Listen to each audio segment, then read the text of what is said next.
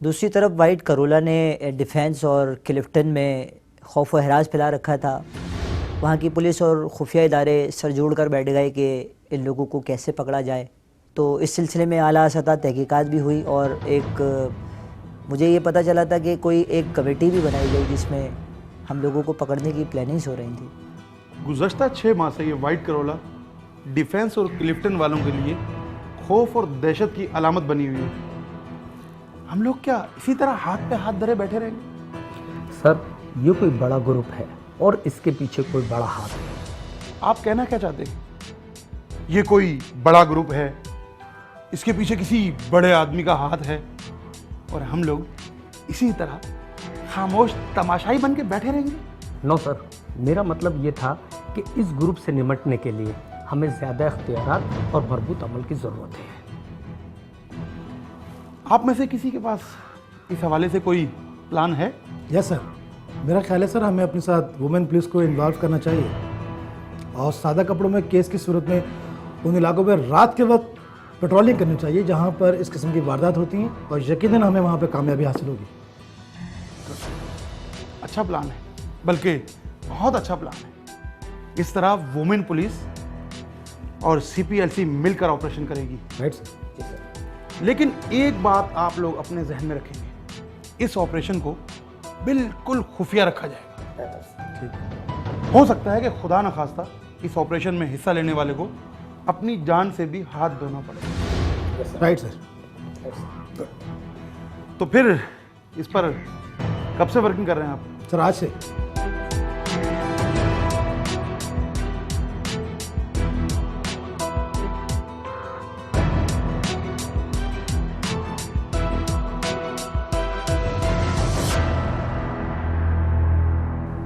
Media और police वालों के लिए हमारी वारदातें एक चैलेंज बन गई थी।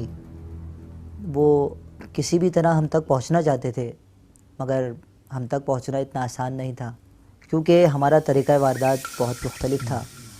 हमने पहले ही बहुत सारी वाइट करोला के नंबर प्लेट चुरा लिए थे और हम मार्केट से रेंट की वाइट करोला लाते और उस पर चोरी की नंबर प्लेट लगाकर मार्केट में वारदातें करते रहते। तो इस तरह किसी को भी पता नहीं चल सका कि असल वाइट करोला है कौन सी।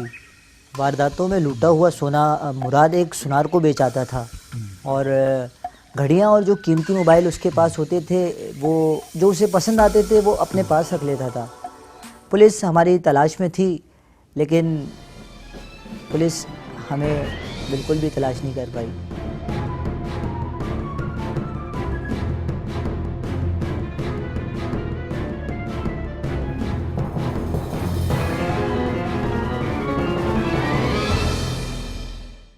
एक रात जब हम वारदात के लिए निकले तो मेरा दिल अजीब सा हो रहा था। ये बात मैंने मुराद को बताई भी, बल्कि बार बार बताई, लेकिन वो कहने लगा कि हम वारदात के लिए निकले हैं तो वारदात करके ही वापस जाएंगे। जब से आंटी वाला सीन हुआ था मेरी कुछ अजीब सी हालत हो गई थी। मुझे ये काम बहुत बुरा लग रहा था। बुरा तो पहले भी लगता था मगर अब तो ख़ुद से नफ़रत होने लगी थी। हमने तकरीबन 40-50 वारदातें की थी। हमारी खुशकिस्मती थी कि पुलिस से हमारी कभी भी मुठभेड़ नहीं हुई। उस वक्त तक हम लोग बड़े आज़ाद घूम रहे थे और बस ये उस वक्त का हमारा अच्छा टाइम था।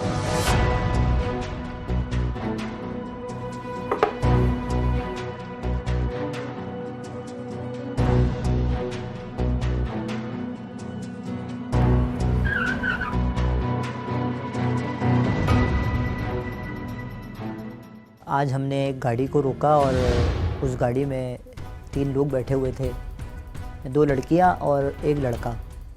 मैं हस्बे मामूल ड्राइविंग सीट की तरफ गया और लड़के पर पिस्तौल तान के खड़ा हो गया। हमने मोबाइल छीने, नकदी जो भी कुछ उनके पास था वो सब लिया। उसके बाद वो लड़का मुज़ाहमत करने लगा तो मुझे गुस्सा आ गया और मैंने ज़ोर से अपनी पिस्टल का बट उसके सर पे दे मारा। फिर अचानक मुराद को पता नहीं क्या हो गया। नहीं करो, देखो तुम्हें अल्लाह का वास्ते इसके साथ कुछ नहीं करो प्लीज। तुम्हें जो करना है तुम मेरे साथ कर लो, लेकिन प्लीज इसके साथ कुछ नहीं करो। खुदा के लिए इसे छोड़ दो प्लीज इसे छोड़ दो। तुम्हें जो करना है वो कुंवारी है, तुम मेरे साथ कर लो प्लीज, लेकिन उसको छोड़ दो। तुम्हें अल्लाह का वास्ता उसको छोड़ दो प्लीज। मैंने उसको 2-3 बार रोकने की कोशिश भी की, मगर उसके कानों में तो जैसे मेरी आवाज़ ही नहीं जा रही थी, क्योंकि वो वैसे ही नशा करके धुत हो जाता है और अपने आप में नहीं रहता। मैंने बहुत कोशिश की, लेकिन जब उसने मेरी बात नहीं मानी तो उसे छोड़ दो, अल्लाह का वास्ता है, तुम उसे छोड़ दो। लेकिन तुम्हें जो करना है तुम मेरे साथ कर लो, उसे छोड़ दो। छोड़ यार, छोड़ छोड़। चल गाड़ी में, गाड़ी में बैठ, बस गाड़ी में बैठ। मैंने कहा ना गाड़ी में बैठ, गाड़ी में हाथ नहीं लगा, बस बहुत हो गई ये। तू गाड़ी में चल, गाड़ी में चल, गाड़ी में बैठ, गाड़ी में बैठ, गाड़ी में बैठ।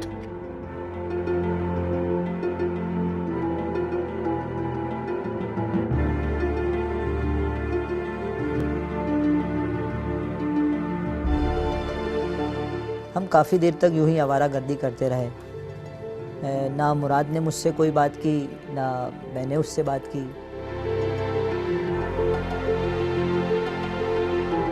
कई दफ़ा ऐसा हुआ था कि जब वो इस किस्म की हरकतें किया करता था तो मैं उससे रोकता था और वो खामोश हो जाता था, और ये खामोशी उस वक्त ख़त्म होती थी जब हमें कोई नया शिकार नज़र आता। हम काफ़ी देर तक सड़क पर इधर उधर घूमते रहे, लेकिन हमें कोई नया शिकार नहीं मिला। बल्कि नया शिकार शायद इसलिए नहीं मिला कि मैं और वो दोनों ही गुस्से में थे, और शिकार से ज़्यादा अपने गुस्से पर हमारी तवज्जो थी।